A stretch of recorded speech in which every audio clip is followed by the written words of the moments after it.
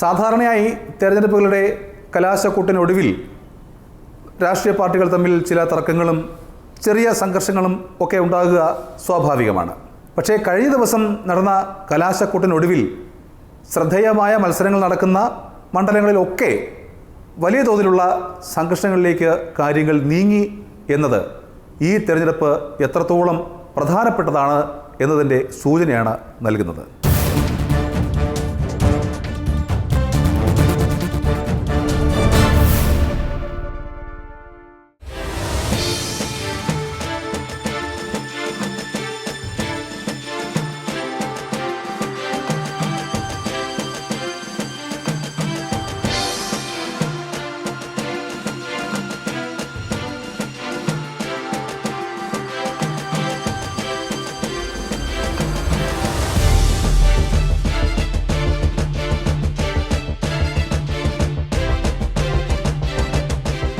ഓട്ടവും നെട്ടോട്ടവും കഴിഞ്ഞു.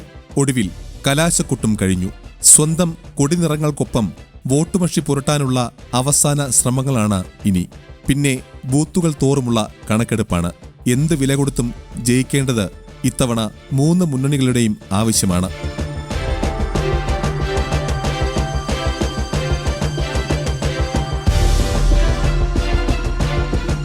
അവസാന വോട്ടറും ബൂത്തിൽ നിന്നിറങ്ങും വരെയുള്ള കണക്കുകൂട്ടൽ, പിന്നെ കൂട്ടിക്കിഴിക്കൽ. 3ാം ഘട്ട തെരഞ്ഞെടുപ്പിലാണ് കേരളം ഉൾപ്പെട്ടിട്ടുള്ളത് എന്നതുകൊണ്ട് ഫലപ്രഖ്യാപനത്തിനായി കൃത്യം 1 മാസം കാത്തിരിക്കണം.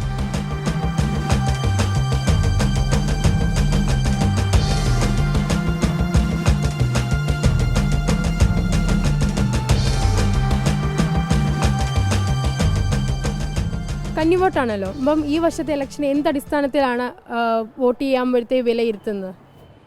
ഈ വർഷത്തെ ഇലക്ഷനെ നോക്കിക്കാണുന്നത് എന്ന് വെച്ചാൽ നേരിൻ്റെ പക്ഷത്ത് ഒരു വോട്ടെന്നാണ് ഞാൻ എൻ്റെ മനസ്സിൽ ആലോചിക്കുന്നത്. ഞാൻ ഇന്ന പാർട്ടി അങ്ങനെയൊന്നുമില്ല. നമുക്ക് ആ സമയത്ത് നമുക്ക് ഉപകരിക്കപ്പെടുന്ന ഒരാൾക്ക് വോട്ട് ചെയ്യണമെന്നാണ് എൻ്റെ ഒരു അഭിപ്രായം. നമുക്ക് പ്രയോജനം ഉണ്ടാകണം, നാടിന് വേണ്ടി നന്നായിട്ട് നിൽക്കുന്നത് ഒരാളായിരിക്കണം എന്ന് മാത്രമേ ഉള്ളൂ. 5 കൊല്ലം കൂടുമ്പോൾ ഒരാൾ, 5 കൊല്ലം കൂടുമ്പോൾ വേറെ ഒരാൾ, ഇങ്ങനെ വരുന്നതിനെ കൊണ്ട് ഭരണം ഒന്നും അങ്ങനെ തന്നെ പോവുള്ളൂ. ഏത് കാലവും ഒരു വ്യത്യാസം ഉണ്ടാവില്ല. ആരും വന്നു കഴിഞ്ഞാൽ ഒരു പുതിയതായിട്ട് വന്നിട്ടൊക്കെ എന്തെങ്കിലും ഗുണം കിട്ടിയെങ്കിലേ ഉള്ളൂ. 100 കൂട്ടം പ്രശ്നങ്ങളാണല്ലോ, എല്ലാം പ്രശ്നമല്ലേ, അതാണ് മെയിനായിട്ട്. പിന്നെ ഞാൻ വോട്ട് ചെയ്യുകയാണെങ്കിൽ ആർക്കും വോട്ട് ചെയ്യില്ല. അതെന്താണെന്ന് പറഞ്ഞാൽ എനിക്ക് ഈ രാഷ്ട്രീയക്കാരോടും ഒരാളോടും ഒരു ആത്മാർത്ഥതയില്ല. എന്ന് വെച്ചാൽ ചേട്ടനനിയന്മാരവർ ഒരു തന്തയുടെ മക്കളാണ്. അതുകൊണ്ട് ഇവർ മറിച്ചും തിരിച്ചും കൊത്തും. ജനങ്ങളോട് എനിക്ക് ആത്മാർത്ഥതയുണ്ട്, എനിക്കുണ്ട്. പക്ഷേ ജയിച്ചു വന്നവർക്കില്ല. എന്ന് വെച്ചാൽ അവർ അപ്പാപ്പ ജയിക്കും, അപ്പാപ്പ മാറും. അത് കഴിഞ്ഞ് പിന്നെ കണ്ടവനെ കണ്ടില്ലെന്നും പറയും. അത് മറ്റൊരു ഭാഗം. അപ്പോൾ എന്നെ സംബന്ധിച്ച് പറയുകയാണെങ്കിൽ ഇവിടുത്തെ രാഷ്ട്രീയക്കാരനോട് എനിക്ക് ഒരു താല്പര്യമില്ല. ഒരു ഇലക്ഷനെ കുറിച്ചുള്ള സങ്കല്പം എന്താണ്? നിങ്ങളുടെ MP എങ്ങനെയാണോ ചെറുപ്പക്കാരെന്നല്ല നിങ്ങൾ കാണുന്നത്? ഒരു അഴിമതിയൊന്നും ഇല്ലാതെ നന്നായിട്ട് പ്രവർത്തിക്കണം. ഒരു നല്ല രീതിയിലായിരിക്കണം അവരുടെ പ്രവർത്തനങ്ങളൊക്കെ. അവരെ പറ്റി നമുക്ക് ഒരു ചീത്ത രീതിയിലൊരു കാഴ്ചപ്പാട് വരാൻ പാടില്ല. നമുക്ക് ഒരു നല്ല രീതിയിൽ തന്നെ എപ്പോൾ നോക്കിയാലും ഇപ്പോൾ അടുത്ത ഇലക്ഷന് അവരെ നിർത്താമെന്ന് വിചാരിച്ചാൽ അവരുടെ പ്രവർത്തനം അങ്ങനെ ആയിരിക്കണം. ഈ ഇലക്ഷന് തന്നെ അങ്ങനെ ഒരു പ്രവർത്തനമാണെങ്കിൽ നമുക്ക് അങ്ങനെ രീതിയിലൊരു നല്ല ഒരു ഇലക്ഷൻ നമുക്ക് കാണാൻ പറ്റുമെന്ന് ഞങ്ങൾ പ്രതീക്ഷിക്കുന്നു. അതായത് ഇനി വരുന്ന MP എന്ന് പറഞ്ഞ ആൾ നമ്മളോടൊപ്പം എപ്പോഴും എല്ലാ കാര്യത്തിനും ജനങ്ങളോടൊപ്പം പ്രവർത്തിക്കുന്ന ഒരാളാണെന്നാണ് ആഗ്രഹം.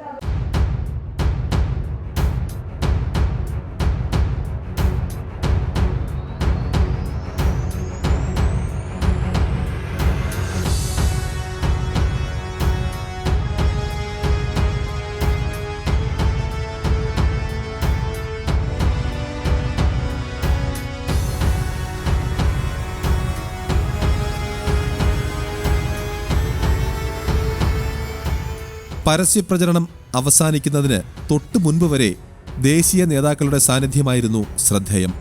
രാഹുൽ ഗാന്ധിയുടെ പ്രചരണത്തിനായി പ്രിയങ്ക ഗാന്ധി വയനാട്ടിലെത്തിയപ്പോൾ BJP ദേശീയ അധ്യക്ഷൻ അമിത്ഷാ പത്തനംതിട്ടയിലും ആലപ്പുഴയിലും അവസാന ലാപ്പിൽ പ്രചരണത്തിനെത്തി.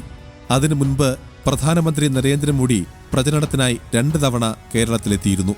സീതാറാം യെച്ചൂരിയും പ്രകാശ് കാരാട്ടും D രാജയുമടക്കമുള്ള നേതാക്കൾ വിവിധ പ്രചരണ യോഗങ്ങളിൽ പങ്കെടുത്തിരുന്നു. അമേഠിയിൽ നിന്നും രാഹുൽ ഗാന്ധിയെ പിന്തുടർന്ന് സ്മൃതി ഇറാനി വയനാട്ടിലുമെത്തി. കോൺഗ്രസ് സ്ഥാനാർത്ഥികളുടെ ജയത്തിനായി പ്രവർത്തക സമിതി അംഗം AK ആന്റണിയും അവസാന ഘട്ടത്തിൽ പ്രചരണത്തിനിറങ്ങി.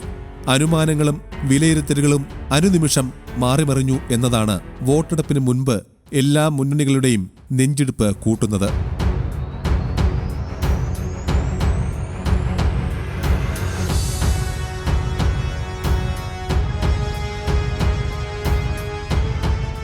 ഇലക്ഷൻ വന്നോന്ന് വിചാരിച്ചുകൊണ്ട് ഞങ്ങൾക്ക് യാതൊരു ഉപകാരവും ഇല്ല. എന്താണെന്ന് വെച്ചിട്ടുണ്ടെങ്കിൽ ഞങ്ങൾക്ക് കുടിവെള്ളമാണെങ്കിൽ ഇല്ല, പൈപ്പില്ല, ഞങ്ങൾക്ക് പണിയെടുക്കാൻ പോകാൻ പറ്റാത്ത ആൾക്കാർ, പിന്നെ പുറമ്പോക്കി താമസിക്കുന്ന ആൾക്കാർ.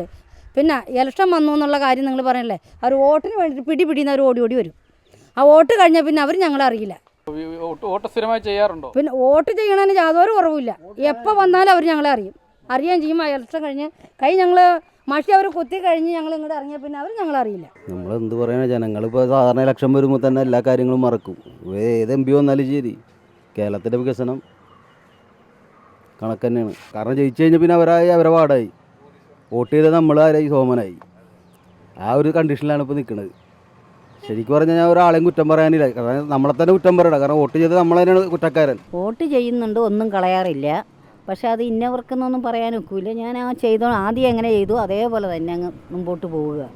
അല്ലാതെ ഒരാൾ കുറച്ച് മോശമായിട്ട് ചെയ്യുന്നു അപ്പോൾ അവിടുന്ന് അത് മാറാം അങ്ങനെയൊന്നും വിചാരിച്ചിട്ടില്ല. തിരഞ്ഞെടുപ്പ് വരുന്നുണ്ട്, കാലാകാലങ്ങളിൽ തിരഞ്ഞെടുപ്പ് നടക്കുന്നുണ്ട്, അതുപോലെ കാര്യങ്ങൾ നടക്കുന്നുണ്ട്. പക്ഷേ പ്രവർത്തനം എന്ന് പറഞ്ഞാൽ ഇപ്പോൾ പഴയതിനേക്കാളും കഷ്ടമാണ്. എല്ലാവരും വോട്ട് ചെയ്യണം, അതാണ് എനിക്ക് ഏറ്റവും ആദ്യം പറയാനുള്ളത്. നമ്മുടെ വോട്ട് ഒന്നും പാഴാക്കി കളയാണ്ട് എല്ലാ വോട്ട് ഉള്ള ആൾക്കാരും വോട്ട് ചെയ്യണമെന്നാണ് എനിക്ക് ആദ്യം പറയാനുള്ളത്. ഏത് പാർട്ടിക്കാർ തെറ്റ് ചെയ്താലും സ്ത്രീകൾ ഇന്ന് പുറകോട്ട് മാറിക്കൊണ്ടിരിക്കുകയാണ് ഇലക്ഷന് ചെയ്യാനായിട്ട്. അത് നമുക്ക് അവിടെ ഇലക്ഷൻ ബൂത്തിൽ ചെല്ലുമ്പോൾ കുറേയൊക്കെ മനസ്സിലാവുന്നുണ്ട് എത്ര ശതമാനം വോട്ടുകൾ സ്ത്രീകൾ ചെയ്യാനുണ്ടെന്നുള്ളത്. അപ്പോൾ സ്ത്രീകൾക്ക് മുൻഗണന കൊടുത്തിട്ടുണ്ട്. അവരുടെ എല്ലാ കാര്യങ്ങൾക്കും മുൻഗണന കൊടുക്കണമെങ്കിൽ പുരുഷന്മാരെക്കാളും കൂടുതൽ വോട്ടുകൾ സ്ത്രീകളായിരിക്കും ചെയ്യണത്.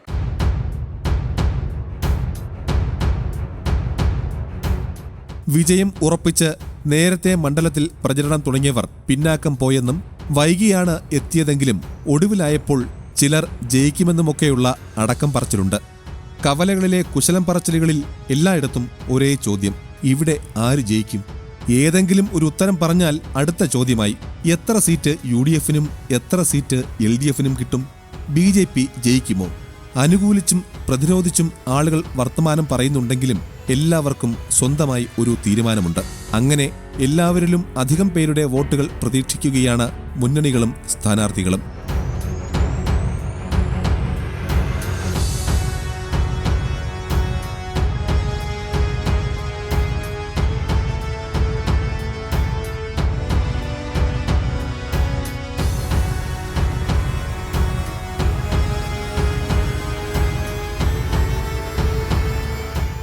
അപ്പോൾ വോട്ട് ചെയ്യുമ്പോൾ എങ്ങനെയാണ്, എന്ത് പിന്നെ കണക്കാക്കിയിട്ട് നല്ലൊരു വ്യക്തിക്ക് നോക്കിയിട്ട് കൊടുക്കും.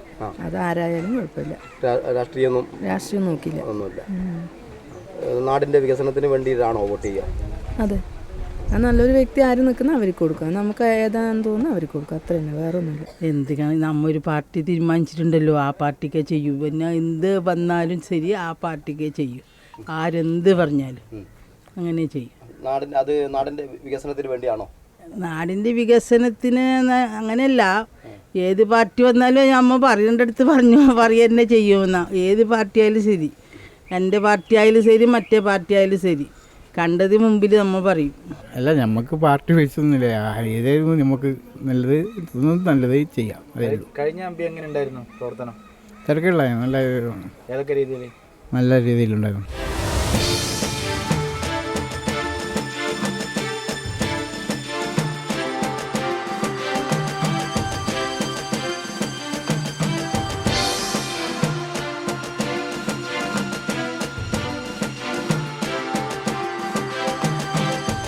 അവസാന റൗണ്ടിൽ നേതാക്കളുടെ സാന്നിധ്യത്തിലുള്ള കുടുംബയോഗങ്ങളിലും പൊതുയോഗങ്ങളിലുമാണ് UDF ശ്രദ്ധ കേന്ദ്രീകരിച്ചത്.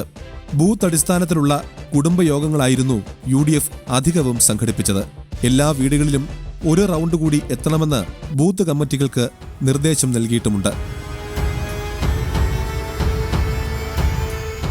ജനങ്ങൾക്ക് കൂടുതൽ ക്ഷേമം ആഗ്രഹിക്കുന്ന അല്ലെങ്കിൽ കൂടുതൽ വികസനങ്ങൾ കൊണ്ടുവരുന്ന ഒരു സർക്കാരാണ് വേണ്ടത്. ഇതിൽ മോദിയോ രാഹുലോ എന്നല്ല നമുക്ക് പ്രശ്നം കൂടുതലായിട്ട് എടുക്കേണ്ടത്. കൂടുതലായിട്ട് നമ്മൾ രാഷ്ട്രീയം നോക്കുമ്പോൾ ജനങ്ങളുടെ അഭിപ്രായമാണ് മുന്നിട്ട് നിൽക്കേണ്ടത്. ഇനി വോട്ട് ചെയ്യുമ്പോഴടക്കം ഓരോരുത്തരുടെ വ്യൂ പറയുന്നത് ഇപ്പോൾ ഈ ഒരു 5 കൊല്ലത്തെ വ്യൂ ആയിരിക്കില്ല ഇനിയുള്ള ജനറേഷൻ്റെ അല്ലെങ്കിൽ ഇനിയുള്ള തലമുറയുടെ വ്യൂ എന്ന് പറയുന്നത്, രാഷ്ട്രീയപരമായിട്ടുള്ള വ്യൂ. അതുകൊണ്ട് നമുക്കത് മാറിക്കൊണ്ടിരിക്കുന്നതുകൊണ്ട് നമുക്ക് അതിനെ ഒരു കൃത്യമായിട്ട് നിലനിർത്താൻ പറ്റില്ല. അപ്പോൾ ജനങ്ങൾക്ക് ആരാണോ നല്ലതെന്ന് തോന്നുന്നത്, അവർക്ക് എപ്പോഴാണോ എല്ലാം ആപ്റ്റ് എന്ന് തോന്നുന്ന ആളാരാണോ അയാൾക്ക് വോട്ട് ചെയ്യണമെന്നാണ് എൻ്റെ അഭിപ്രായം. വോട്ട് ചെയ്യാന്നുള്ളത് എല്ലാവരും അവരുടെ കടമയാണ്. അതാരും അതൊന്നും ഒഴിഞ്ഞു മാറാൻ പാടില്ല. ആര് വന്നു കഴിഞ്ഞാലും ജനങ്ങൾക്ക് സേവനം ചെയ്യാം, നല്ല രീതിയിൽ അവരുടെ ആവശ്യങ്ങൾ കണ്ടറിഞ്ഞ് മനസ്സിലാക്കി ചെയ്യാം. പിന്നെ ഒരു രാജ്യത്തിൻ്റെ എന്തെങ്കിലും പ്രശ്നം വന്നു കഴിഞ്ഞാൽ സ്വന്തം ഒരു പ്രധാനമന്ത്രി ആണെങ്കിൽ അയാളുടെ നിലപാട് എന്നുള്ളതല്ല, മൊത്തം ജനങ്ങളുടെ നിലപാട് എന്താണോ അത് സ്വീകരിക്കാം. അതിപ്പോൾ മോദി വന്നാലും രാഹുൽ വന്നാലും ആര് വരണു എന്നുള്ളത് ഞങ്ങൾക്ക് പ്രശ്നമല്ല. ആര് വന്നാലും ജനങ്ങൾക്ക് നല്ലത് ചെയ്യാം, അത്രേ ഉള്ളൂ. എനിക്ക് ഇന്ന പാർട്ടി വരണമെന്നില്ല, നല്ല വ്യക്തികൾ വന്നാൽ മതി എന്നാണ്. നമ്മൾ അതൊക്കെ വ്യക്തിപരമായ കാര്യങ്ങളാണല്ലോ. ഇപ്പോൾ എല്ലാവരും അവരുടെ വർക്ക് ചെയ്യുന്നു, അത് 100% സാറ്റിസ്ഫൈസ് ആണെങ്കിൽ നമുക്കും കുഴപ്പമില്ല. അവരുടെ വർക്ക് ബെസ്റ്റ് ചെയ്താൽ നമ്മൾ എന്തായാലും ചൂസ് ദ ബെസ്റ്റ് എന്നാണല്ലോ പറയാം. അപ്പോൾ അവരെ ചൂസ് ചെയ്യാം, അത്ര. രാഷ്ട്രീയത്തിലെ വിശാലമായ കാഴ്ചപ്പാടുകളോ അങ്ങനെയുള്ള ഇതൊന്നും ഞങ്ങൾ ഇതുവരെ ചിന്തിച്ചിട്ടില്ല. ഫസ്റ്റ് ടൈമാണ് വോട്ട് ചെയ്യാൻ പോണത്. അപ്പോൾ അതിനെക്കുറിച്ച് എനിക്ക് വ്യക്തമായിട്ട് അറിയില്ല. ഇവിടെയാണെങ്കിലും ഞാൻ വോട്ട് ചെയ്തിട്ടുള്ളത് വ്യക്തിനെ നോക്കിയിട്ട് തന്നെയാണ്. ഫസ്റ്റ് ഇയർ ആയതുകൊണ്ട് വലിയ പരിചയമൊന്നും ഉണ്ടായിരുന്നില്ല ഓരോ ആൾക്കാരെ പറ്റിയും. എങ്കിലും സീനിയേഴ്സൊക്കെ പറഞ്ഞുള്ള അറിവ് വെച്ച് അങ്ങനെ നോക്കിയിട്ട് തന്നെയാണ് വോട്ട് ചെയ്തത്, അല്ലാതെ പാർട്ടിയുടെ ബേസിസിലല്ല.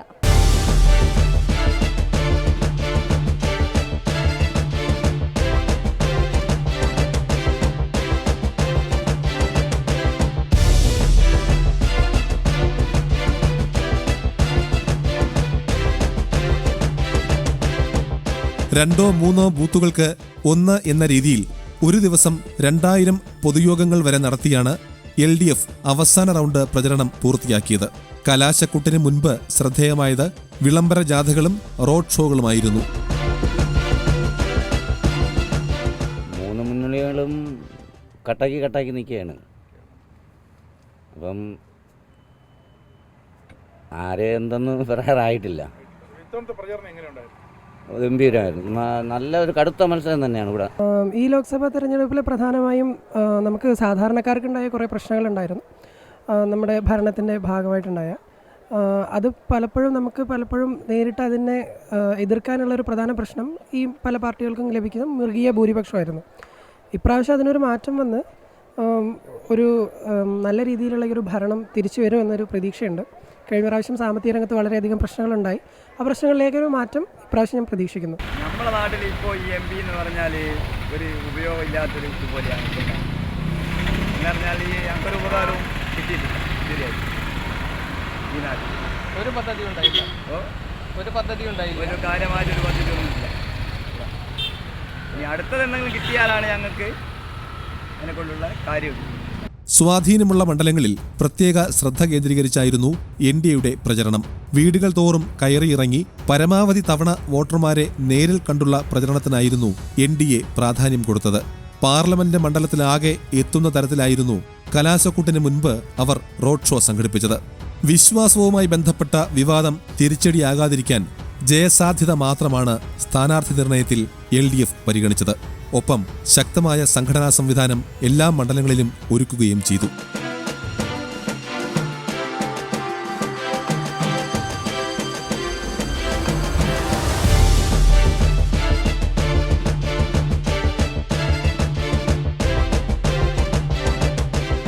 കേരളത്തെ സംബന്ധിച്ചിടത്തോളം 3 മുന്നണികൾക്കും ഒരുപോലെ പ്രധാനപ്പെട്ടതാണ് ഈ തെരഞ്ഞെടുപ്പ്.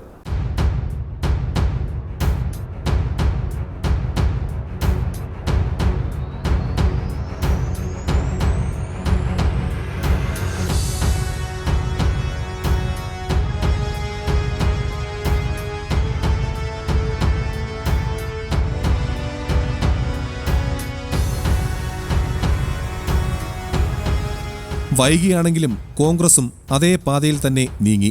കോൺഗ്രസ് അധ്യക്ഷൻ രാഹുൽ ഗാന്ധിയെ കേരളത്തിൽ മത്സരിപ്പിക്കാൻ കഴിഞ്ഞു എന്നത് സംസ്ഥാന നേതൃത്വത്തിന്റെ വിജയമായി. വിശ്വാസം വിജയം കൊണ്ടുവരുമെന്ന പ്രതീക്ഷയിലാണ് NDAയും സ്ഥാനാർത്ഥികളെ തീരുമാനിച്ചത്. സ്വാധീനമുള്ള മണ്ഡലങ്ങളിലെ അടിയൊഴുക്കിലാണ് NDAയുടെ പ്രതീക്ഷ. തെരഞ്ഞെടുപ്പുമായി ബന്ധപ്പെട്ട പരാതികൾ പതിവാണെങ്കിലും ഇത്തവണ പരാതികളുടെ പ്രളയമായിരുന്നു എന്ന് പറയാതെ വയ്യ. എല്ലാ മുന്നണികളിലെയും പ്രമുഖ സ്ഥാനാർത്ഥികൾക്കെതിരെയും നേതാക്കൾക്കെതിരെയും പരാതികൾ ഉയർന്നു.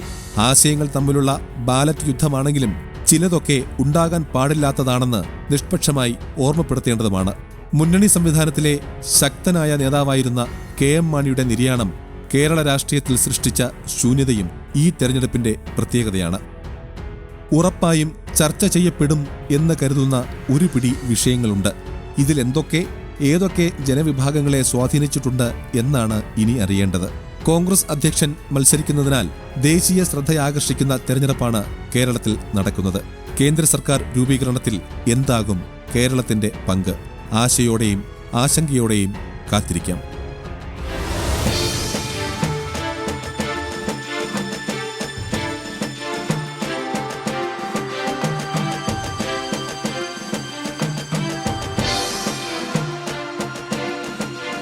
കേരളത്തിൽ തീർച്ചയായിട്ടും രാഷ്ട്രീയ സാഹചര്യവും അല്ലെങ്കിൽ രാഷ്ട്രീയത്തിന് അതീതമായിട്ടുള്ള മറ്റു കാര്യങ്ങളും ഈ തെരഞ്ഞെടുപ്പിൽ പ്രതിഫലിക്കും എന്നുറപ്പ്. ഒപ്പം തന്നെ ദേശീയ രാഷ്ട്രീയത്തിൻ്റെ അലയൊലികൾ കേരളത്തിൽ എങ്ങനെയാകും പ്രകടമാകുക എന്ന് കാത്തിരുന്ന് കാണേണ്ട വിഷയം തന്നെയാണ്.